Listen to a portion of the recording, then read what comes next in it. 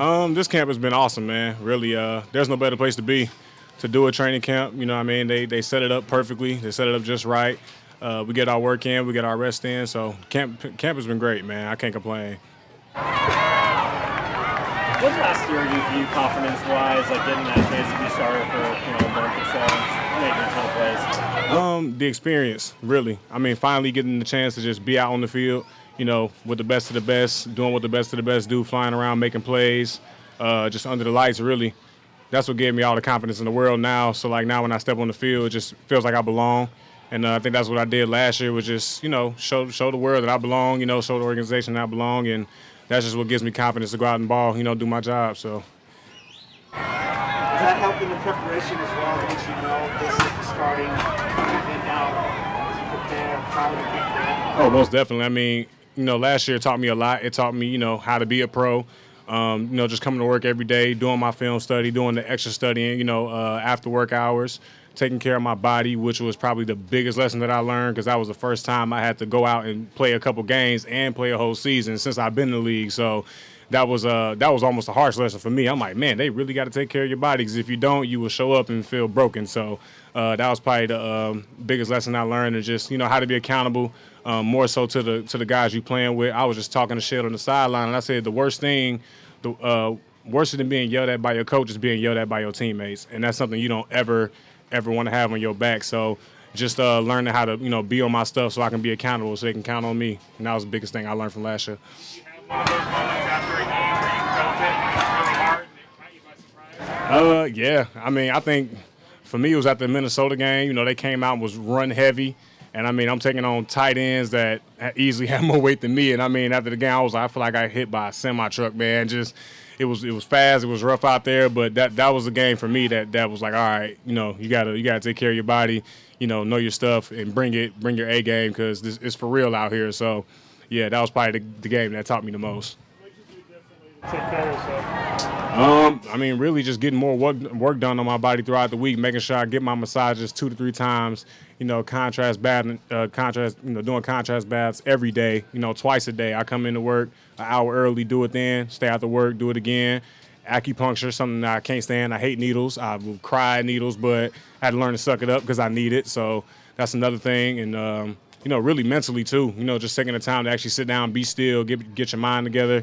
At home before work, being peaceful because, it gets rough, during the season. So had to learn how to do that too, just keeping everything in the balance so I can, be able to perform at my best. Last year, what did you prioritize or emphasize this offseason to get better? Football IQ, getting smarter. And I'm still, I ask, every single day when KJ was here, that was my teacher. Now it's, Jamal, Bobby, even Shed, because Shed was, with that Legion of Boom, man. So I take a lot of information and knowledge from him. And like I said, Jamal and Q, man, just getting better at my football IQ, going back through games, looking at indicators, seeing stuff that I didn't see before, so that when I'm on the field, I can be just that much faster. And, really getting strong. That was another thing I wanted to focus on in my offseason because, like I said, that was my first time starting games and going head-to-head, grown men all the time, every day. I haven't been doing that, ever since my rookie year. So I know a focus for me was, I got to get strong. I got to move some weight this offseason so I can be ready. So that was my 2 focuses for real. KJ Wright, I mean, I miss him dearly. I mean, like I said, that was my teacher. That was my mentor. When I did end up getting the starting job and, the game plan was just coming fast at me. And I'm just sitting here like, okay, this is not making any sense. And, hit KJ one day. He was like, hey, man, I'm up here at 6 in the morning on Thursdays. If you can get here. So I come up there at 6 in the morning and KJ is going through film, just teaching me how he sees the game, teaching me how to do my drops and just what to see, what to look at, what to key. And that was my guy, man. That was my teacher. So I miss him a lot. What have you learned from Shed as he's been your coach? I mean, everything, man. Shed didn't play corner. He played safety. And most importantly, he was, like I said, part of that group. You know what I mean? So just really learning the foundation of building chemistry. I think that's one thing I get from him because I ask him all the time, like, what was you guys' room like? Like, what was that magic like, with that whole LOB thing? And we talk about it all the time. It was their team, you know what I mean? They didn't wait on coaches to tell them what to do. It was from the inside out. And Bobby and KJ said the same thing. So hearing it from another point of view, another perspective, that's what I get from Shed, just how to build that foundation and the chemistry in our room. Jamal Adams great. Everything. I mean, look at him. I mean, the dude, I mean, loves the game. You can tell he loves the game, the intensity at practice, the energy at practice. And then when he's on the field, it's just, you feel it. He brings that fire to it. And, I mean, when teams step out there, they have to know where 33 is. If they don't, then they're messing up big time. So, I mean, the speed that he brings, even in the box, I mean, faster than anybody, him getting off the ball, off the edge, is, to me, that's all amazing. You know what I mean? And I sit there and I ask him, like, how are you doing that? Like, what are you looking at? How do you know? Like, just knowing stuff before everybody else does. And even when on the field, like, you'll see him talking, like, before the play, just yelling and pointing and yelling and pointing. No matter what the situation is, he's always yelling and pointing at somebody. So, I mean, he brings it all. I mean, really, in my opinion, the dude he's a baller for sure.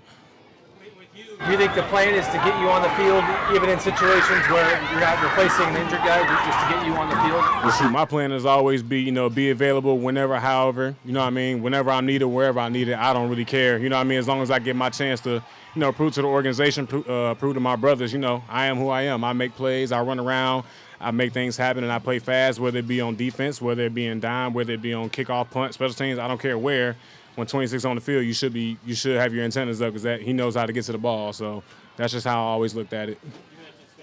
You came in the league undrafted. I'm sure you realize that would be part of what you have to do when you Oh yeah, and I'm grateful for it because I mean it was a point in time where I wish I was on special teams. I just want to be a part of the team. Being on practice squad, and I know a lot of guys will attest to this. You're on the game, you're there on game day. You're on the sideline, but whether they win, lose, or draw, you don't necessarily feel a part of it, even though you're in the preparation, you're giving the looks, but just being out there when war is going on, you want to be in that mix too. Like, I want to come off the field, blood on my jersey too. I want to feel tired. I want to feel sore.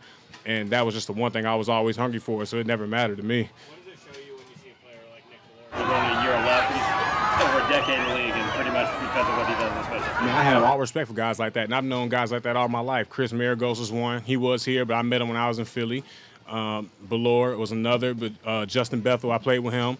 I mean, this, when you have a role and you're the best at it, you're respected for it. And those guys I have a ton of respect for. They figured out how to get in this game and stay in this game. They made themselves valuable. And, I mean, you see him now. He's taking reps everywhere. I mean, Belore is used everywhere. And, I mean, he made the Pro Bowl last year. He's still making noise. So special teams is just not that time when you walk away from the TV. You should pay attention because there's guys out there making plays. So, I mean, I look at special teams. That's another part of the game. You can control the part of the game. You can change the momentum. You can turn it up. Anything can go on special teams. So I look forward to it at all times. Sharpie tonight. Oh, Diggs. I'm gonna smack him in meetings. The dude play too much, man. Who would you say are your funniest teammates? Funniest teammates. Quandre number one, because I sit next to him in meetings. Let me see. Surprisingly, I don't think nobody said Bobby yet. Bobby's pretty funny. Belore, funny. Who else, man? That's 3. 4. Ugo. Funniest teammate. Somebody on offense. Freddie Swain for sure. Yeah, them the funniest people I know. You think you got to be a more player? Do you agree with that? What do you think? Well, when I think of that's a true statement because I mean I'm standing next to Cody Barton who's off in the head. Nick Belore is off in the head. I mean every great special teams person is off in the head because I mean it's the only part of the game for real, where you have the least amount of assignments and it's okay, go run and hit the first thing you see moving. So literally you have to kind of be jacked up on special teams. I mean that's just the way it is. It's you get one shot. You know what I mean? Like kickoff, punt, you get one shot to even make a tackle. So it's like all 11 of those dudes are going nuts. Like it's like okay, I'm gonna be the first one down there. I gotta be the first one down there. I gotta make the tackle. So you're just gonna see a bunch of dudes just hair on fire, looking to run through anything. So yeah, you kind of got to be a little crazy to be on special teams.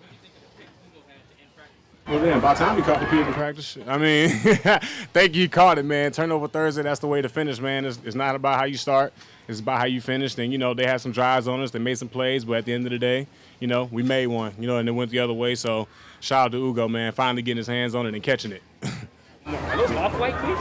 Huh? No. I'm not spending that much money on all. Heck no. All right, everybody. Thank you. You guys, man. Appreciate you.